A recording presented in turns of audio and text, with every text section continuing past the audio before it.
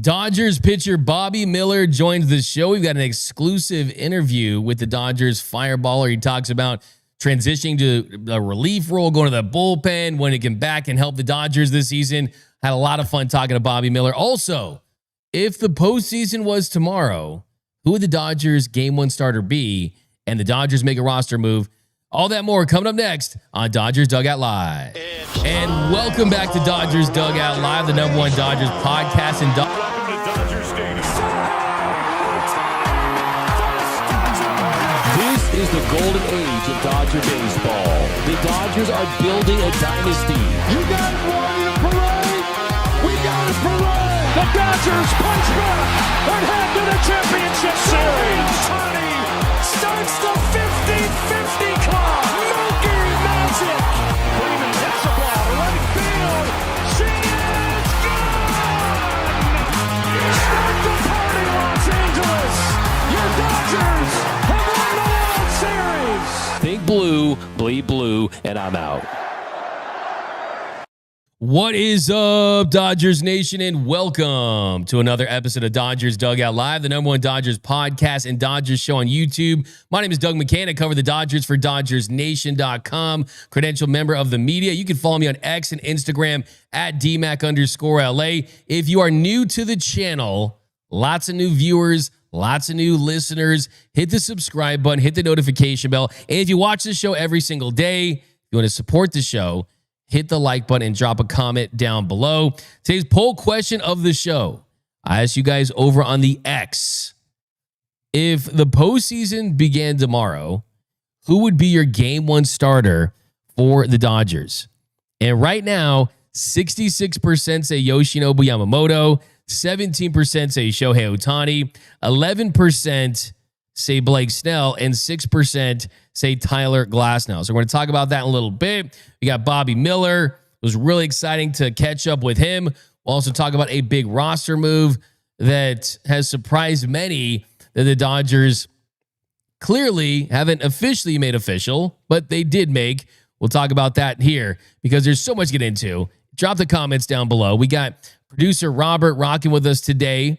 Noel out, but we got my man Robert. If you guys saw our awesome Superman trailer, if you haven't yet, definitely recommend that. Just awesome stuff. Should get at least a couple Academy Awards. He's the guy behind that. So very talented guy working with us today. Drop your comments down below. This is a live show. Later, we're going to answer all of your questions during the 7th inning stretch. Any hot takes, any crazy questions and opinions about your boys in blue, drop those during the show and we'll feature them later on. And we're also going to give out a comment of the show today, so be on the lookout for that. But we've got so much Dodger baseball to get into, so let's get right into it with the leadoff. Leading off, the hottest story in Dodger baseball. All right, so the hottest story in Dodger baseball is still this surprise roster move that the Dodgers have made over the last couple of days. The Dodgers are likely to select Justin Dean, and it's a foregone conclusion at this point, but just has not been made official. Justin Dean, a Dodgers outfielder that has played some really versatile baseball for Oklahoma City. We did an interview yesterday with Casey Porter, and we broke down his game, and the move that we thought they would make was that they would option Esteury Ruiz to AAA Oklahoma City. And based on MLB.com's transition tracker, that's exactly the move they made. And that will open up the active roster spot required to get him up. But they still need to make a move on the 40-man to select his contract. Now, we'll see what they do. You got some DFA candidates. You've got some moves that you can make. We talked about it yesterday, where they're in a position where you got a couple guys that really are obvious ones, but the other guys that you just don't know what the plan is for them. For example, the Dodgers did claim Luken Baker. He was an infielder from the St. Louis Cardinals, and that's when they DFA'd Jack Little. Jack Little ultimately ended up in the Pirates organization. Well, so we'll see exactly what they do. We told you why we thought they did this yesterday, because Dean is a guy at Oklahoma City, hitting .274, .370 on base, .426 slug, 6 home runs, also 25 stolen bases in 32 attempts. So he does bring a base running element, but we all know that Ruiz clearly does that at a higher level because he's faster. Stole 67 bases a couple years ago, so can't be that.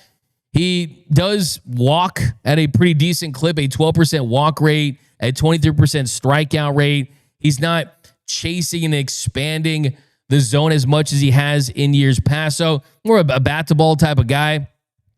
And for Ruiz, he's mainly been a dynamic running type of player that they can use off the bench, has not gotten a ton of time.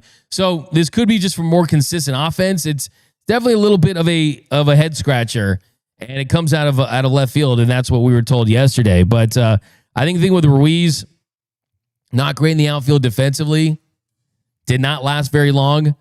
The thing with Dean, at least the guy can play defense, and at least he can field. And they think that's kind of where the floor is for him, and that's why they're going that route. So Justin Dean, we'll see if he makes his debut today in some capacity or how much time he'll get. So that's going to be the interesting topic heading into this one. But I want to switch gears because we've got an exclusive interview earlier today, just an hour ago, caught up with Bobby Miller. And we talked about this bullpen and the fact that it hasn't been the strength that they had hoped it would be. After making big signings, acquiring Tanner Scott, 4 years, $72 million. Kirby Yates, $13 million. Bringing back Blake Trinan. You still had Anthony Bonda and Alex Vesia and a lot of really talented relievers, and those guys have had success this season to varying degrees, but it hasn't been the strength. And Brock Stewart has not looked good early on with the Dodgers. And I think that if you're the Dodgers and you're hoping that Brock Stewart was going to be able to fill that void left by Evan Phillips after suffering an injury that led to Tommy John surgery that left him out for the season, that remains to be seen, because early returns on Brock Stewart, even though it's a very small sample size, just 3 games, 2 2/3 innings, he's put up a 6.75 ERA after putting up a 2.38 ERA with the Twins in 34 innings. You've seen the strikeouts go down, the walks, not a massive problem, just 1 walk, but this stuff just has not played that well. And we know the reason why they went after Brock Stewart, and that was because the stuff, the way it was playing this season, was very effective, particularly against right-handed hitters. Righties this year off Brock Stewart, they're hitting 133 with a 390 OPS. But the important detail that people are failing to mention about Brock Stewart is that against lefties, he struggled. Southpaws this season are hitting 349 off him with a 962 OPS. And in his last appearance against the Cardinals, he had Brendan Donovan and Lars Nootbaar and guys batting on that side of the plate. 3 of the 4 hitters that Brock Stewart faced were left-handed batters. So I think you got to put him in a better position to optimize him and find a way to make an adjustment for him so he can be effective against lefties. We saw a couple years ago when Ryan Brazier was brought in, one of the big eureka moments for him was finding that cutter and that allowing him to have success and miss barrels against lefties. So we'll see if they modify his attack plan or his pitch mix in any capacity. But yeah, I mean, so far, it looks like this season, if you're ranking the strengths and the weaknesses moving forward, the biggest strength could be the starting rotation. So we'll see what happens with that. And if guys stay healthy, Yamamoto, Ohtani, Glasnow, Shohei has looked great, Blake Snell is back, that could be their ticket to another World Series, is the strength of their starting rotation. And to answer the poll question, who should be the Dodgers Game 1 starter, I think when you look at all these guys, they're all talented. They're all capable of getting the ball in Game 1. But I think right now, based on how he looks, how could you go with anyone other than Shohei Ohtani? Shohei Ohtani would be my Game 1 starter for the Dodgers in the postseason. And the reason is you have a day off after that first game. So Shohei could get his start out of the way, and then for the rest of the series, focus on what he does at the plate. Hitting home runs, extra base hits, getting on base, helping them generate offense. Because at that point, Max Muncy's in the lineup every day. Mookie Betts hopefully has gotten out of his slump. Freddie Freeman's continued to hit like he has. Teoscar Hernandez is continuing to get out of his slump and hit with more consistency and give you those clutch base hits and raking against lefties, that if you get a dominant start from Shohei Ohtani in game one, where he goes 5 innings, and then you got a fresh bullpen behind him, and then you can get maybe some short burst type of roles, Emmet Sheehan, guys like that, and play the bullpen game and get a game one win, I think that sets up that series for the Dodgers. And you also look at the fact, too, Shohei Ohtani's made 8 starts. He has pitched just 19 innings. So whenever he does pitch in the postseason, that's going to be his first time doing that. And there's going to be a lot of adrenaline. There's going to be a lot of hype surrounding it. I'd rather him focus on getting that start out of the way, and then the rest of the series just trying to absolutely rake and be productive at the plate. Because if he's your game 2-3 starter, you're kind of seeing how that series plays out, and then maybe he's thinking about it a little bit, and then when he gets there and it's his start, you don't even know what the series is. Is it a 2-0 lead, a 3? Is it a 2-1 game? And you don't really know what the state of the series is going to be when he gets the ball if he pitches for you later in that series. And another reason why, if he goes for you early in that series, I also think he's an option to finish that series for you. The last 2 World Series titles have been closed out by starters. We saw Walker Buehler do it last year. And I think the earlier he starts in a series, the more of an option he becomes as a guy that goes Shohei Ohtani WBC mode and closes out a game for you. So that's where I'm at on Shohei Ohtani. He's the most dominant pitcher right now for the Dodgers. The stuff, 101 miles per hour, the sweeper, using the sinker, throwing less splitter, but he's got that off speed working for him. Yesterday, the sweeper late in his start and the slider, that was working for him, and the effectiveness of that 4-seam fastball, dotting the corners, and the ability to speed up hitters just to slow them down. I did a full breakdown of Shohei Ohtani's start. We go pitch by pitch. I broke it all down. You can go check that on YouTube. So let me know down below in the comments section, where are you at with that Dodgers game 1 starter? If the postseason was tomorrow, who you going to? Who you giving the ball to? Who would it be and why? Let me know down below. We'll read those comments down during the 7th inning stretch. But I want to get to my interview with Bobby Miller. Really excited about the success that he's had. So right after the break, Bobby Miller joins the show. But first, just a reminder, head over to gearup.la, the best Dodgers t-shirts in the game. We got a new Clayton Kershaw 3K shirt. That one is hot right now. And you got Scherzer and Kersh going. You got the Villain Series shirts. You got the Comet shirt. This is the Haesung Kim shirt, which HSK came up to me and requested one. The classic Kike We Don't Give a F shirt, the Rookie of the Year. Hey, it's still a catchy phrase, okay? And he can still win. Who knows? So go to gearup.la. It's the best Dodgers t-shirts in the game. Great quality, very comfortable, and it supports the show. So go to gearup.la if you want to get merched up. Lots of great t-shirts over there. We got some more dropping soon. But all right, guys, here's my interview with Bobby Miller. And then after, we'll go to the 7th inning stretch. And we'll take all of your questions. Back to Dodgers Dugout Live, the #1 Dodgers podcast and Dodgers show on YouTube. And today we have a special guest. Dodgers pitcher Bobby Miller joins the show. Bobby, first of all, just welcome back to Dodgers Nation. And yeah, tell me how things are going right now, my man. Thank you, man. Appreciate you having me. Yeah, everything's been pretty good as of lately. Just trying to just stay focused and locked in on the pitching side and do what I can do, help the team win. Yeah, really have buzz right now about you is going to the bullpen and coming out of the pen in a different type of role. Just how has that adjustment gone for you so far? And looks, the results are great. I mean, you're seeing scoreless frame after scoreless frame, but just how is it different coming out of the pen versus being a starter? Oh yeah, it's a lot different, you know. A lot of it's kind of the same, you know. Attack each hitter, stay in attack mode, get strike one, just like you'd want to do as a starter. But just the whole routine has been the biggest adjustment for me. You know, the first few days, it's like, all right, like, I mean, still to today, like, I'm still trying to find that perfect routine for me throughout the day. Like, you throw earlier in the day, and then hours later, be ready to pitch in the game in any inning.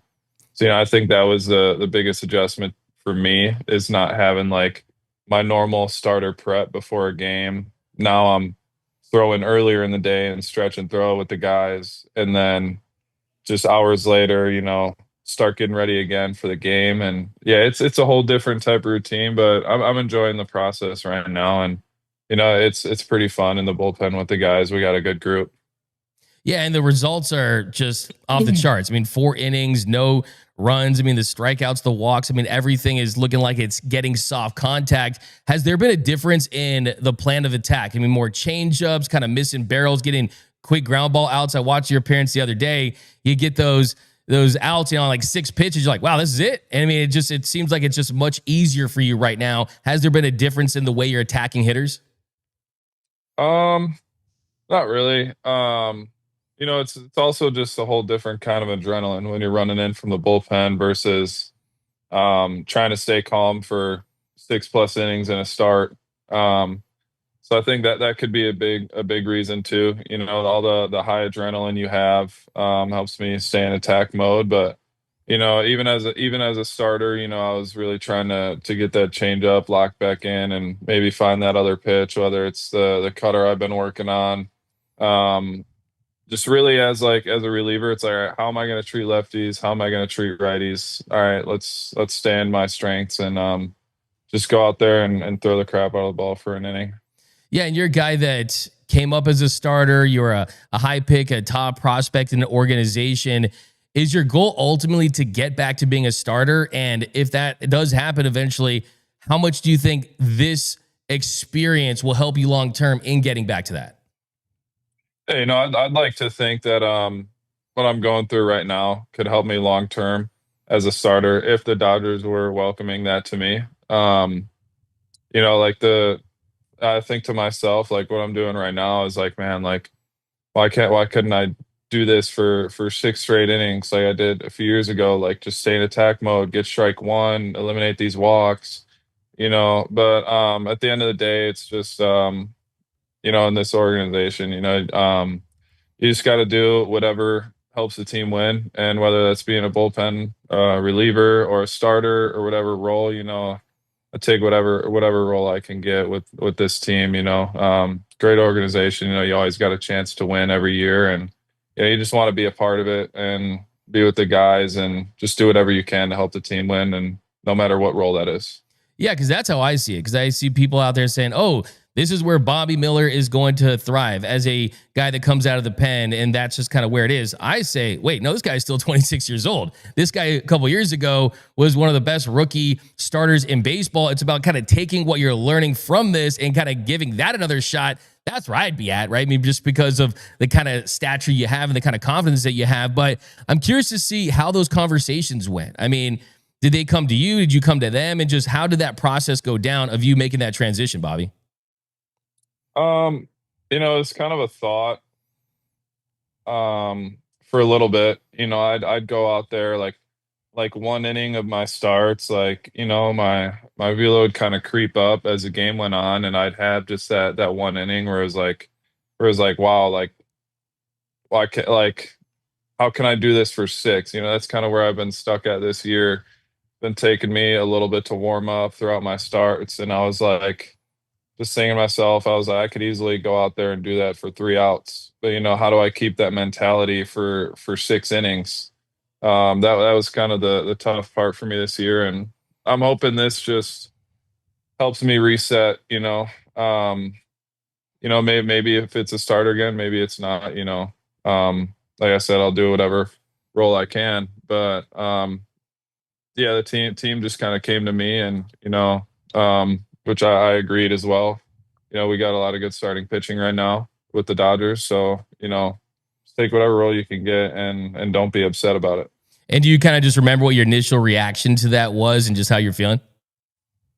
I didn't react to anything. I didn't think anything too crazy. Just whatever gives me a chance, the best chance at making it back to the Major League Baseball with the Los Angeles Dodgers is just my biggest goal, whatever role that is. Yeah, and you made a couple starts this year.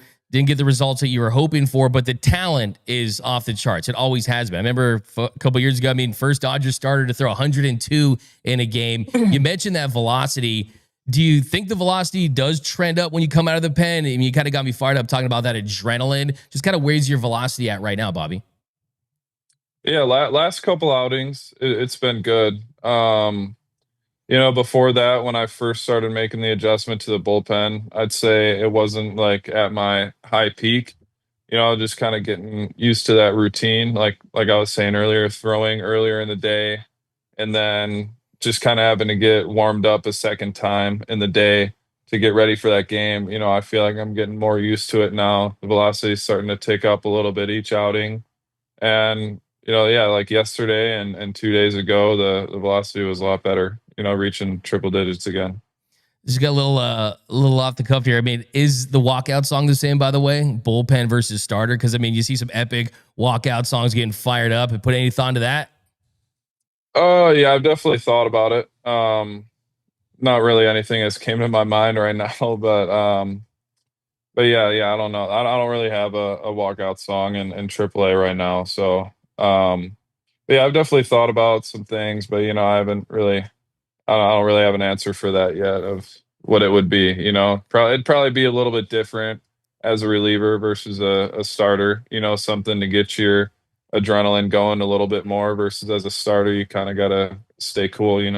Yeah, because during the trade deadline, you had the Dodgers in rumors with like Johan Duran and Mason Miller, and I'm thinking to myself, man, Dodgers got a dude like 6'5", throws 100. And just thinking about kind of the songs, I know with your taste in music, like hip hop, rap, it's like you do something that just would make you want to run through a brick wall. Like it's Miller time. You do something just crazy like that. You know what I mean? It's just like, it's something to kind of think about for me. Just like getting fired up about the possibility of that. But you did mention your goal of getting back to the bigs and helping the Dodgers in any role. You saw last year.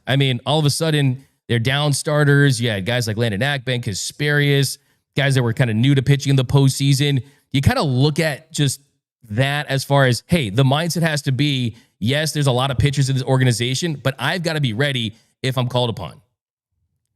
Yeah, you always got to be ready, no matter what guy it is in AAA. I think you look at last year, I think we used over 30 pitchers last year, I'm pretty sure, like close to 40. So, like you're in the AAA roster as a pitcher, you got to be ready for your name to be called, no matter who you are. A lot of people are going to get a shot, and for me, like already having a taste of the big leagues, a small taste of the postseason, this is just one game, but yeah, I just got to stay ready every day and put in that work every single day to be ready and hopefully have my name called again. And but yeah, that's the goal is to get back up there and stay there. As I say, like getting up there is a lot harder than staying there. Yeah, absolutely. So would you say then even this year, your goal is to somehow find a way to become a part of that postseason roster, the postseason bullpen in any capacity? Oh, of course. That's definitely the goal. That's always a goal, is to pitch in the postseason with the Los Angeles Dodgers, especially in that stadium. It doesn't get more electric than that with what the fans bring there. It's awesome, man. Just the small taste I had my rookie year, I had all those type of jitters and nerves and everything, and hopefully, I know what to expect a little bit more this time. But yeah, that's definitely the goal all the time. Yeah, I want to ask you that too, because that has to be definitely something that you have to be mentally tough to deal with. Going in front of 50,000 fans, pitching in front of that and all the excitement, and then kind of going back down to work your way back up. Just kind of what do you do to make sure that, hey, I'm still pitching at that high level mentally where I'm giving it all I've got as if I'm pitching in front of that sold out Dodger Stadium crowd? Is that something you kind of have to deal with when you're kind of going up and down? A little bit. It's more of the mental side than anything. Physically, I know everything's still there. And, the biggest thing I've been working on this year is the mental side of the game. That's so much more powerful than the physical side of the game. When you're not going through struggles or anything, you don't really realize that everything's going good. It's easy to stay strong mentally. When you're going through a lot of struggles, the mental part gets really tough on you. And you just got to talk to the right people. And I'd like to believe, like, once I even those out and make the brain a little bit stronger, you know, the sky's the limit for anybody.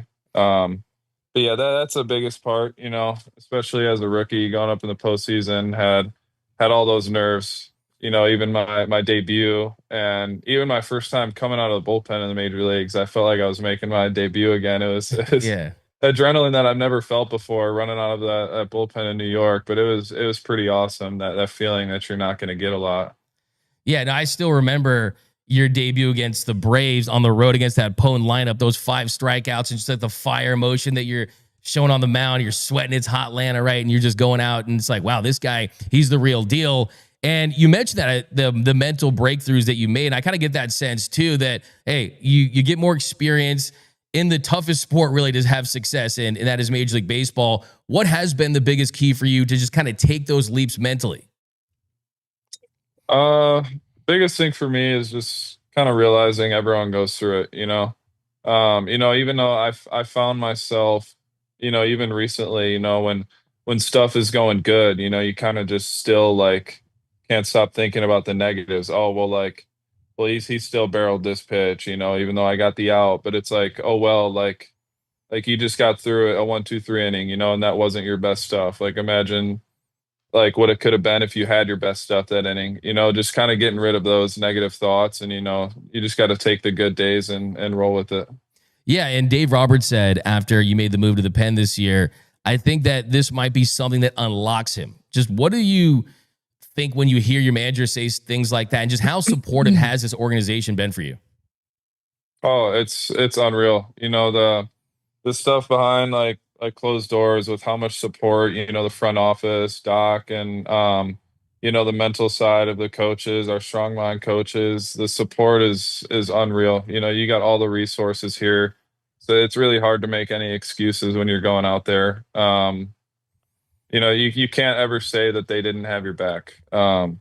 Especially Doc, like he's such like a great coach, like outside of baseball as well, like gets to know you as a person. He's the front office as well, they're great, and the resources are always there, the support's always there. So I'm very thankful for that, and hope to be here for a long time. So what has kind of overall been their message from you, whether it be Friedman, Gomes, the baseball development staff, Dave? Is it just kind of like one consistent message, and kind of what is that?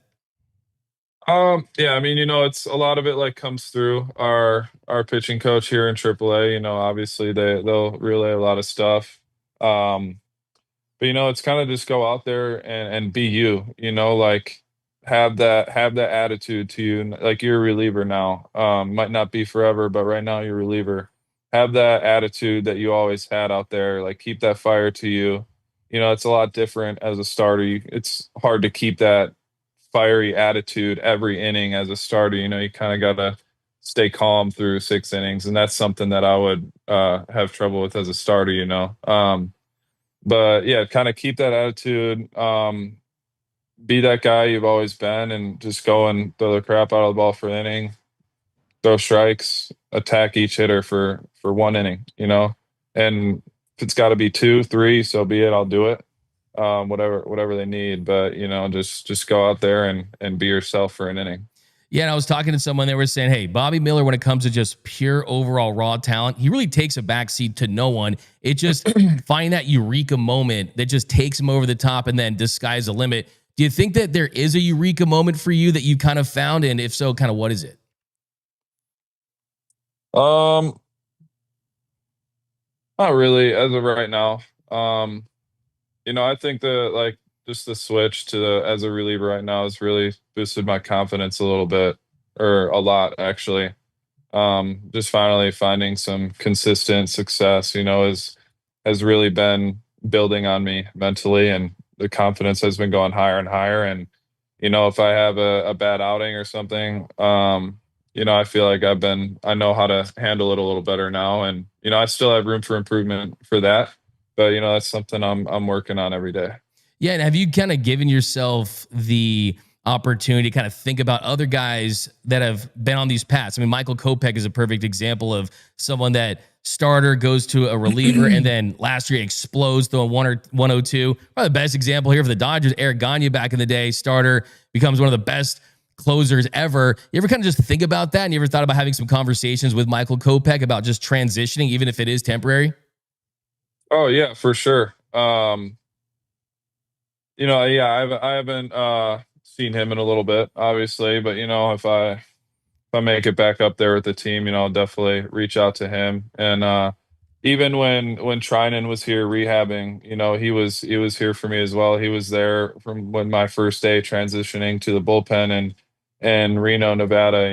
He was one of the first guys to come up to me and reach out and say, like, if you need anything or need any help, I'm here for you. And that was really nice to hear.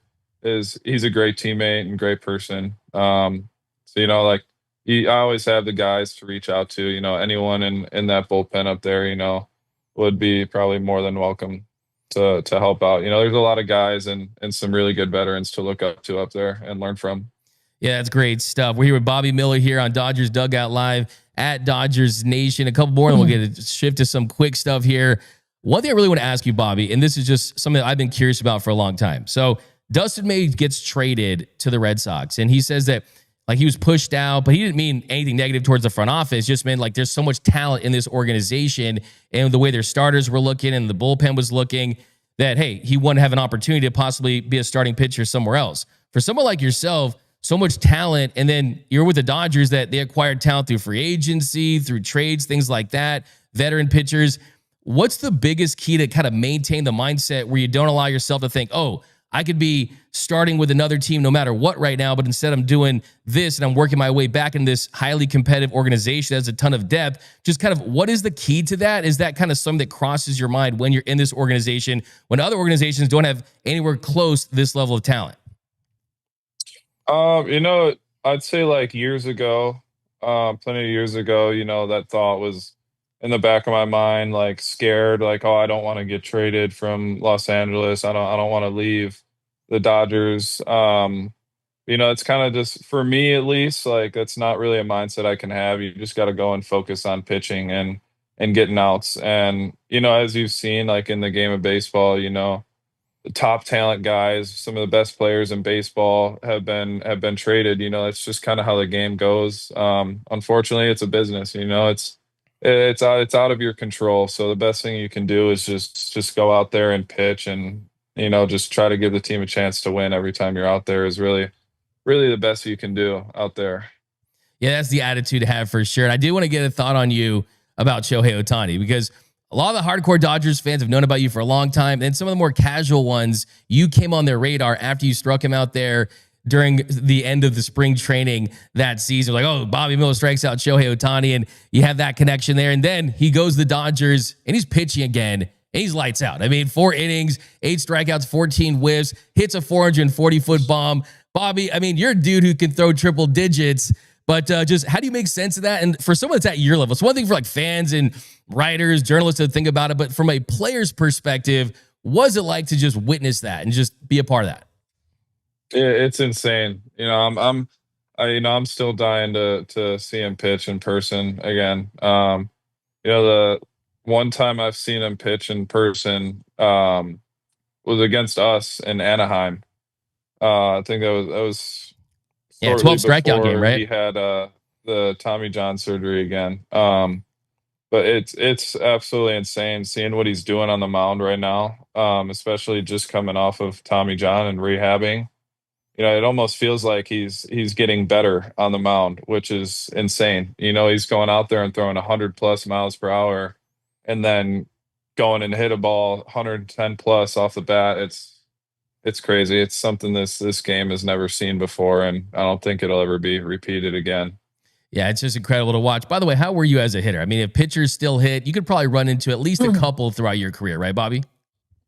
I had some juice, but yeah, I mean, looking at big league pitching now, yeah, it'd be really tough. But I mean, maybe if I kept hitting throughout college, you never know. But it's a pretty rare thing to do.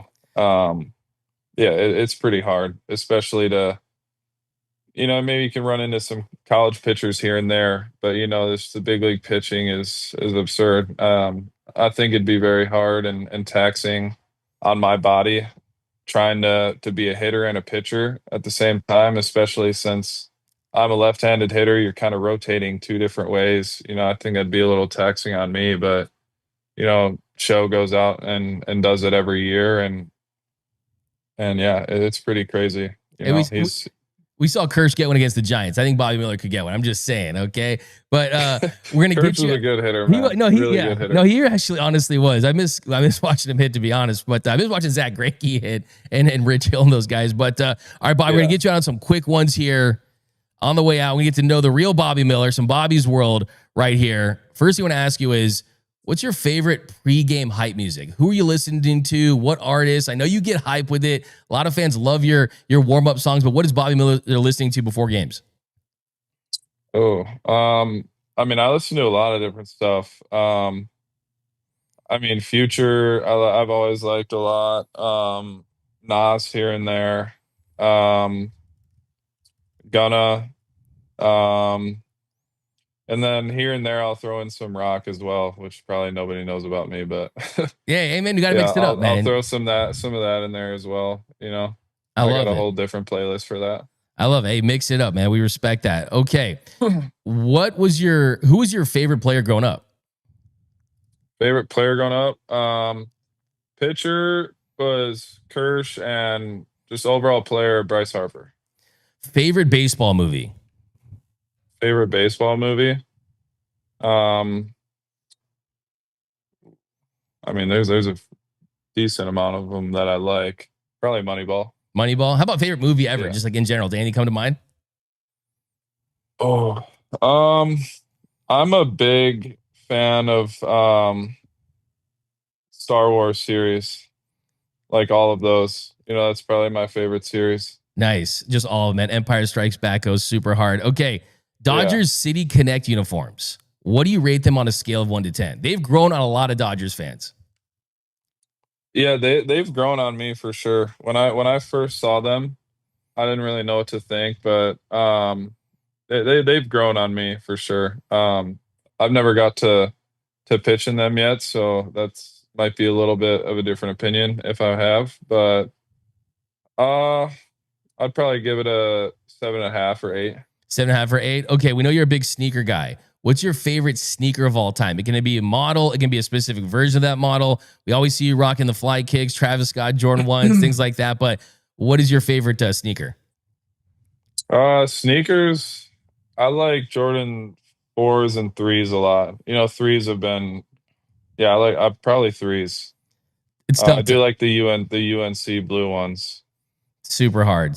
Okay. Yeah. If you weren't a baseball player, what would you be doing? And before you answer that, I did read somewhere, I think it was like a local report on you that said that you were an ice cream man one summer. Is there any truth to that? Yeah, that was in high school. Yeah. I did it for one summer. Just to try to make some easy cash. But yeah, it's definitely not what I'd be doing. Yeah, no, of course. I'm just curious. I was like, is that even true? You know what I mean? I do play a lot of video games, so maybe streaming on there. I'd probably try to give it a go on there if I wasn't playing baseball and see if I can make it on there. So maybe he's where the Bobby Ice nickname came from. I don't know. Possibly there. By the way, do you have, because I noticed too, just being in the clubhouse, there's like players' nicknames and then there's the real nicknames. Like no one calls Teo Mr. Seeds, right? But like the players call each other something. Like I noticed they call Michael Kopech Kopi, right? And things like that. Is there a player nickname for you that your teammates call you? No, people usually just say Bob. That's pretty much it. There we go. See, that's what I'm talking about. Just kind of say Bob. Yeah, that's pretty much like it. If I introduce you as Bob Miller, wouldn't it sound right? But if a player does it, it makes sense. Yeah. My dad goes by Bob, but I just go by Bobby, and then teammates, a lot of guys will just say Bob or Bobby. Awesome. Okay, so you're in a bar fight, and you can pick 2 of your Dodgers teammates to have your back. Who you going with? Oh yeah, I saw this video Dodgers posted. One guy that I don't think was said, sleeper for me that I would pick with the Dodgers would probably be Anthony Banda. He's actually got that edge to him. Him and Kopech. And Kopech. Wow. Yeah. I've been asking Dodgers players this. I've been asking Dodgers players this for like a while now, and it's like almost all the answers. When I asked Will Smith, it was Joe Kelly, Brusdar, Gratterall. When I asked Freddie Freeman, it was Tanner Scott, Brusdar, Gratterall. It's like Brusdar, Gratterall is like the most common answer. So finally, we get someone that's not a Brusdar, Gratterall, but he's a guy you wouldn't want to mess with. If Joe Kelly was there right now, he'd for sure be number one. Yeah, 100%. And he could come back. Okay, which of your teammates? This is a fan question, by the way. Which of your teammates has the most aura? Oh, the most aura. Oh. Like in the big leagues or AAA? Yeah. A big name. You can do both, really. I mean, whatever comes to mind. I'd say in the show definitely Mookie for sure. Yeah, that's an easy one. Yeah, absolutely, 100%. Okay, so if I took 100 pitches against you, could I make contact once? Could I even put it in play? My baseball background is I won most improved player on JV baseball for Sal Pass, hit like 260 that year. That was the peak of my baseball career. But could a normal human being even make contact in 100 pitches against you?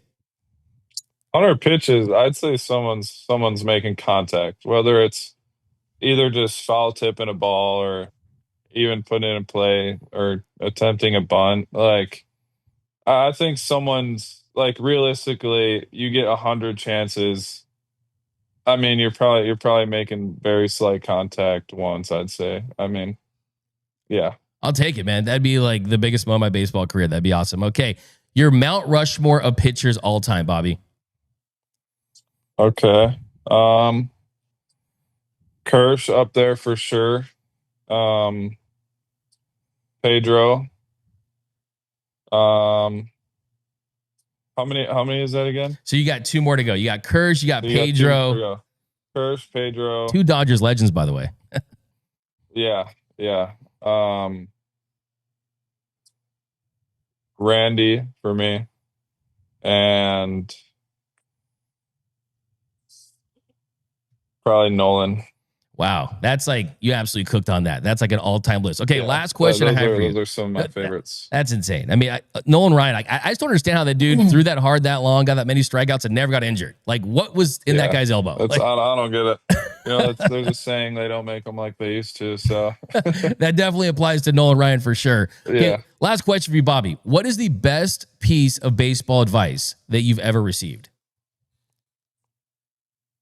There's been a lot. I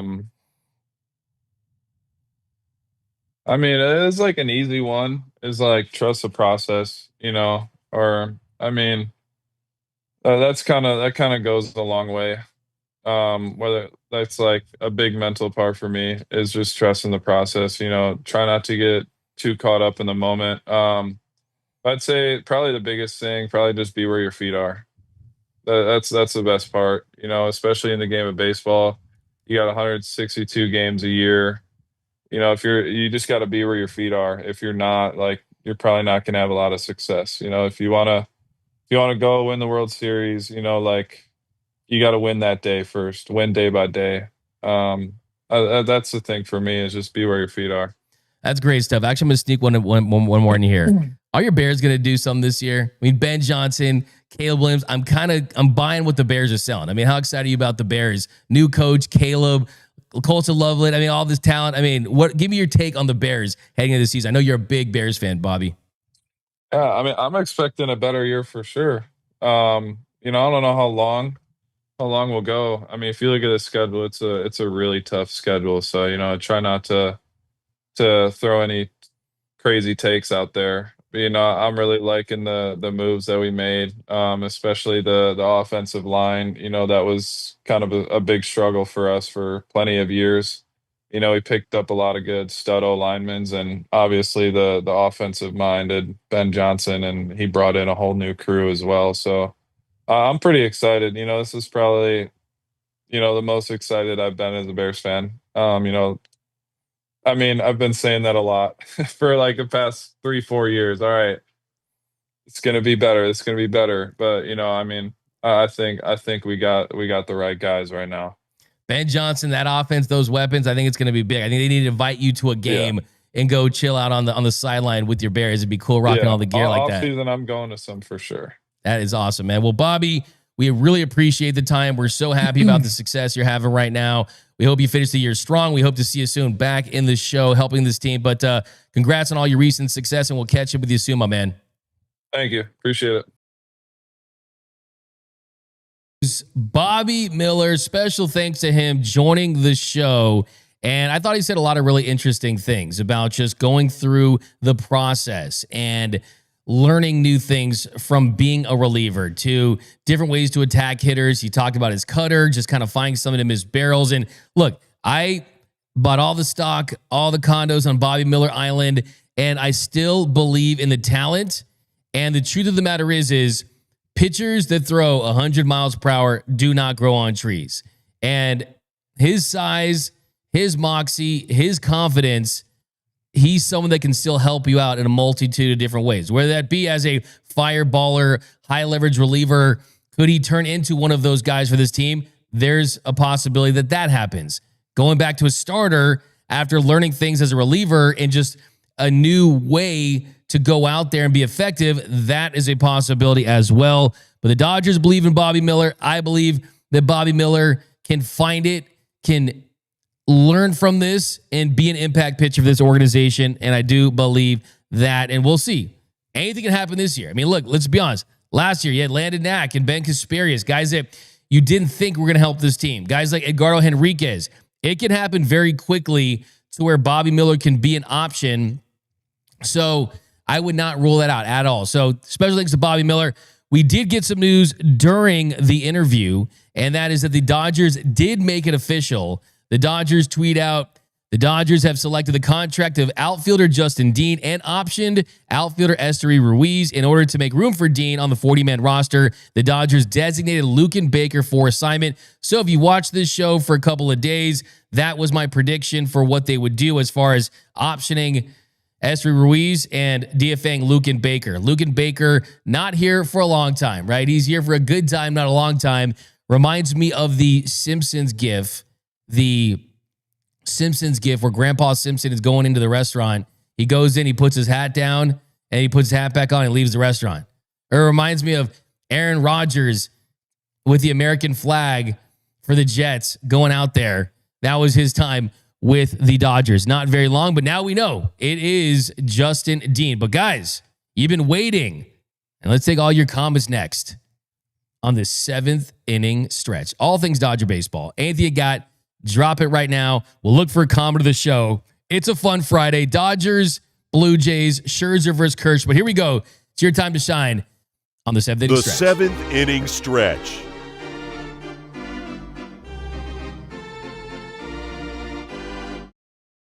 All right, we got super chat from Danny D 5279, a $4.99 super chat. We're rooting for you, B Mills, sending good vibes your way. Good luck. So love that. Send the vibes. We've got Live by the Cove says, damn, I feel bad for you, Bobby. The Bears have been terrible your whole life. Okay, you know, you didn't need to throw a shot at his football team, okay? We all know that it can be rough to be a fan of a team that goes a long time without winning a championship. So, yeah, we'll see what the Bears do.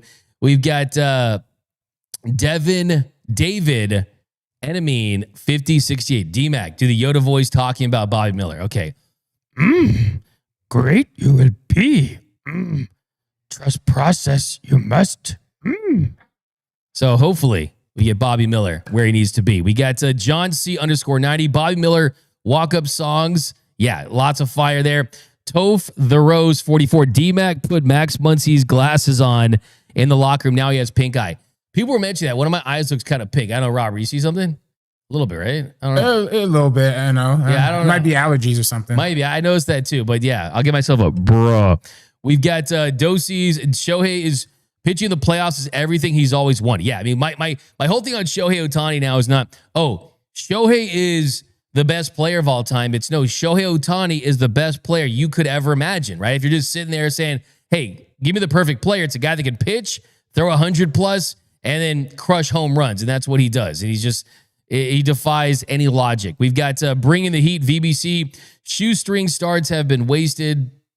We got 13 regulars. Shohei, Freddie Betts, Muncy, then Betts. That should be the start. Okay, D-Mac, what does Freeman say to base runner Mookie and Freddie always talk what they were thinking. They talk a lot of things. I mean, really, they do. They talk a lot about just seeing like pictures and sequencings and things like that. It gets very deep. I mean, Mookie even said that, hey, he told the writers the other day, it's no offense to you guys, but it's just some stuff you want to understand. There's some real hardcore inside baseball stuff going on. There's no doubt about it. We got D-Mac. Will the Dodgers win this series? It's going to be a tough series. You got a Blue Jays team coming into this one that has played really good baseball of late. It really is a showdown of two of the best teams in Major League Baseball, a Blue Jays team that sits atop the American League East that has finally put it all together. They're 4 games up on the Boston Red Sox, sitting at 68 and 48, and they're right behind the Brewers for best record in baseball, 3 games behind the Brew Crew. The Dodgers now at 66 and 49. They're 4.5 games back for the best record in baseball. So that is something to play for sure. And then you've got the Padres that are hot on your heels too. 2 games back of LA in the division. D-Mac with the Ohtani ring. You guys like that? You like the Ohtani World Series? This is, and I'm blinging, baby. I'm blinging. Padres don't have one of these. The Padres have the loneliest trophy case in all professional sports. Okay. Do you guys see Ryan Ward was scratched yesterday from Gabriella? Yeah, we'll see what happens with Ryan Ward. We talked about him pretty extensively on the show yesterday with my friend Casey Porter. We've got D-Mac eye got crop dust. Come on, Nando. Someone said I got Kike Popsicle eye. Come on now. Bruh. Alexander Raid 1381. D-Mac, half your audience believes that if they were Andrew Friedman, the Dodgers would win the World Series every year. The other half just sits and watches the game. Hey, that's what is great about being a fan. What Tommy Lasorda used to say about that is, if I did everything the fans wanted me to do, I would be sitting in the stands right next to them. And Andrew Friedman, we're going to try to get back on this show very soon. Hopefully next week. We'll see how it goes. But he was on the show a couple years ago, and when he's asked questions, he gives really thorough answers. And he did an interview with David Vassay for AM 570, and one of the things that really stood out to me was talking about what the Dodgers did at this trade deadline and how it sort of impacted him and impacted what this team is capable of. And a lot of people are screaming, get Steven Kwan, go get another bat. This team needs so much help offensively. And what Andrew Friedman said was that this team's offensive issues need to be corrected from within, in the sense that, hey, one guy's not going to come in and fix the issues the Dodgers have had on offense for over the last month, where they've averaged under 5 runs per game. I pointed out yesterday that since the start of July, the Dodgers lead all of Major League Baseball with a strikeout rate over 25%. That means that a quarter of the time that they're going to the plate, the Dodgers are striking out. That's no way to live. And Andrew Friedman told Dave Vassay about the offense and the trade deadline that they had. We value decision-making, getting a good pitch to hit, grinding the pitcher. I think that's the DNA of this offense, and that's what it's been for over the years. Obviously, since late June, our offense hasn't performed at a level we expected, and I think some of that is we're striking out more. We're not working the same quality at bats. There are things a trade deadline wasn't going to help us address. So he's absolutely right. He's echoing things I've said on this show, right? The strikeout has been an issue for this team, because when you're striking out too much, you're not putting the ball in play. You're not advancing runners. You're not putting enough pressure on the pitcher. You are just not manufacturing the offense. And a lot of that has to do with the fact that you aren't making good swing decisions. And a lot of that has to do with rhythm and timing and things like that. So he's absolutely right. Would one player have come in and changed the at-bat quality of the team up and down? I don't think they would, right? I think you need your stars internally to perform to really be the team that you were hoping to be. We got Ray Soto. I have faith in Bobby. Went to his giveaway last year. Yeah, cool to see him get his bobblehead. I love the fact he was wearing the Kobe shirt, by the way, on the Kobe bobblehead night. So he totally gets it. He understands the assignment. Ruben Flores, Yoda voice cracks me up. What's everyone's favorite Star Wars out there? You guys a big Star Wars dude? D-Mac, did you get married? Hemi Turner? There we go, baby. Let's go. married to this championship ring, baby. But yeah, you know what it is. The Jays will be a good test. We'll know by Sunday night if we'll survive to the postseason or if they should plan October vacations. Yeah, I think that that's premature. Roger Howard over on YouTube, and all due respect, Roger says the Jays will be a good test. We'll know by Sunday night if we'll survive the postseason or if they should plan October vacation. So Roger over there on YouTube is saying that if the Dodgers get Dodger swept, it's over. Biggest concern. Bruh on that one. Because let's be honest, that's not how this works, okay? This team doesn't have a full complement of bullpen arms right now. You're still getting the rotation fully healthy. You're still getting the offense back where it needs to be with Max Muncy back. Yeah, sure, it's a great series to evaluate where they are in this current time, but look, that's not how it is. I mean, these teams could absolutely meet in the World Series at some point, but the Dodgers series is not going to be decided this weekend. I promise you that. D-Mac rocking the rollie in the ring, get a Dodger LA chain. You're crazy, man. Yeah, just try to get. I wish. Can you imagine if you guys own one of these rings, the real version? Would you like wear it out and about? A lot of guys they don't. I just kind of would. Like maybe as a chain. I don't know. It's just like I don't know. If you got it, just do it. Like who cares? What up, Carl? Dodgers 17-10 against the Blue Jays. No excuse this series. I like that. 3 things I want to see in this series is, I definitely want to see better at bats. We talked about that. Tonight, though, it's going to be really exciting. It's the first time you've had 2 3,000 strikeout pitchers in the same matchup at Dodger Stadium with Max Scherzer, who made a business decision back in 2021 when his arm died and he had dead arm. I think he really pushed the Dodgers back that year. We've got BL Boy, D-Mac. Where in the hell is that 4th easiest schedule we were promised a month ago? It's been nothing but killer teams for the last 45 to 50 days. It's a fair point. Teams, they start to win more games than you would expect. Teams always play up when it goes to the Dodgers, right? Because you want to play the best. And the Dodgers, they have the best players. Like it or not, they're going to... Max Muncy told me a couple years ago, it's the Dodgers bullseye. And they believe that, right? They believe that like teams bring their A games against LA, and they're the defending World Series champions. So you're going to get that no matter what. I mean, this is a good question. You guys know I'm never afraid to take any hard questions on the show. That's why I got your comments on the show. I like that, though, by David E. Max Dead Arm Scherzer. Finish him. N_Snafu, do you still think the deadline was a B-? I think this version of Brock Stewart, you would take that trade deadline down to a C if this is the version you're going to get. That B- was largely predicated on if you were going to get a Brock Stewart that had a 2.38 ERA with the Twins. That hasn't been the case with the Dodgers. That ERA has more than doubled in 3 starts. And it's still early. And with the Twins, he had only given up 1 lead all season. It's very different, though, pitching with a Dodgers team that has all the pressure, all the expectations, than it is the Twins team that is a bottom feeder team that clearly just absolutely had a down to the studs, save for a couple pieces type of deadline. But Alex Call, though, I like what I see from Alex Call. I mean, I really do. I mean, Alex Call is not a guy that is going to be a multi-time all-star or anything like that. But I really like the at-bats he takes, the way he grinds out at-bats with the Dodgers in 3 games. Alex Call is 2 for 7. I mean, he's 2 for 7. And I like the fact, too, that one of those 2 hits was a double. So, and no strikeouts. So, I do like Alex Call as a nice complementary piece, more like a 4th outfielder, very interchangeable. And also, too, like the fact that Gervais, Tibbs III, has already hit a couple home runs. The guys they've got in return in some of those trades, they have already helped this team. So, I mean, I think there was a lot of good replenishing prospects. We got Scherzer is a better hitter than Conforto from Snafu. Brock Stewart was good on a crappy team from Nando 3903. That's how it looks right now. That is certainly how it looks right now. We got to, hey, D-Mac, I'm late for work just so I can watch DN Arcade Light Grid. You know, that's our first comment of the show, Robert. I like that one. I'm going to give you a Dodgers for life because it's a Kershaw day. Dodgers for life. Star Wars completely passed me by. Okay, I like girls. I respect.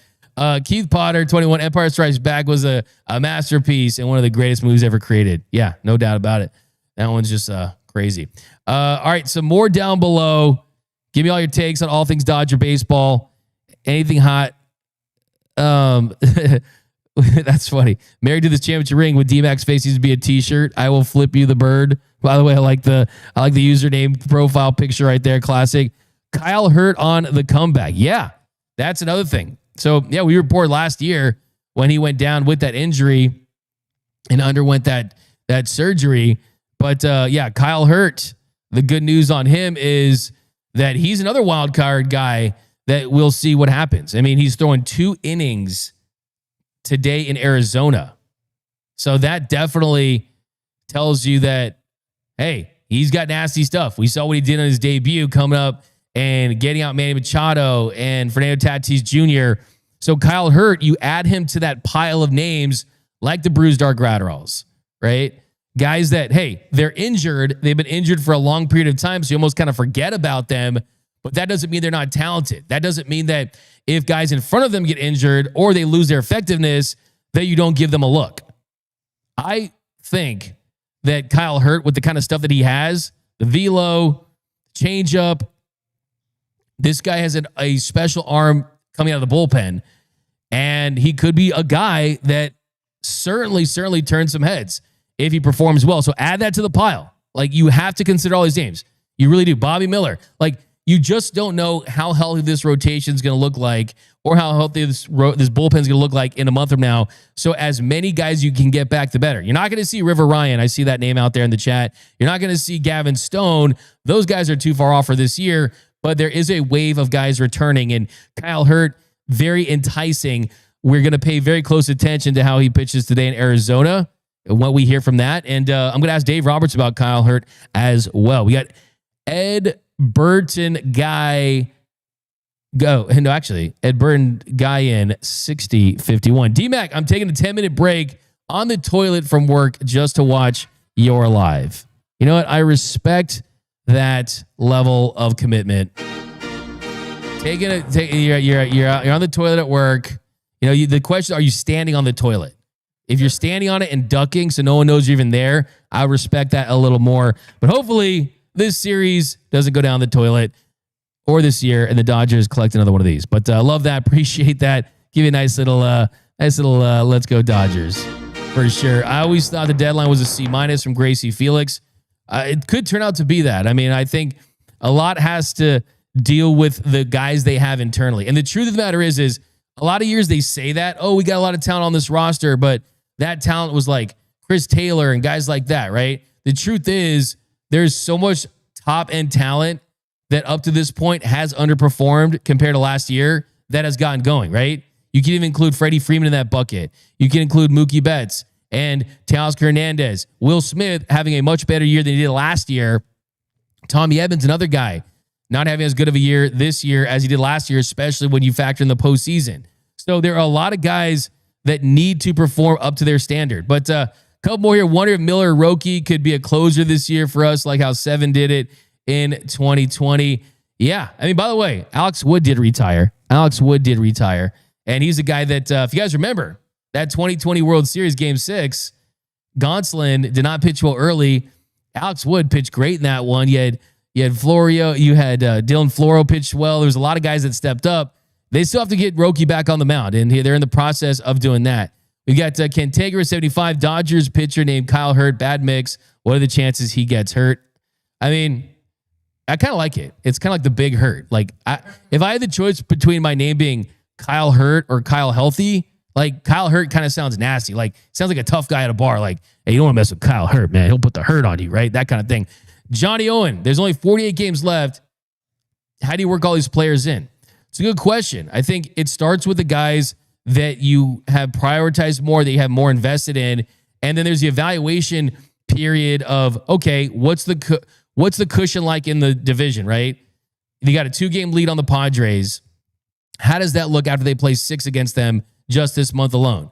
Because if you're in a really tight division battle and you're either trailing them or you're just up by a couple games, then it's about, oh, we're going with our best guys, period. But let's say they build a 5 or 6 game, 7-game cushion and it looks like they're in a pretty good spot. Then when Kyle Hurt's ready, you give him a shot, right? Then when Bruce Dark Gratterall is ready to give him a shot. We talked about Joe Kelly yesterday, who's going to throw for the team that give him a shot. So this Dodgers team right now is looking up at the Brewers and you're in a tight mix to get that other home slot. Like, you do not want to be a wild card team, and you do not want to be a team that has to go on the road to start the series. I mean, it's a tough move right there. D-Mac hitting 100. Oh, you're crazy. You're crazy, Nando.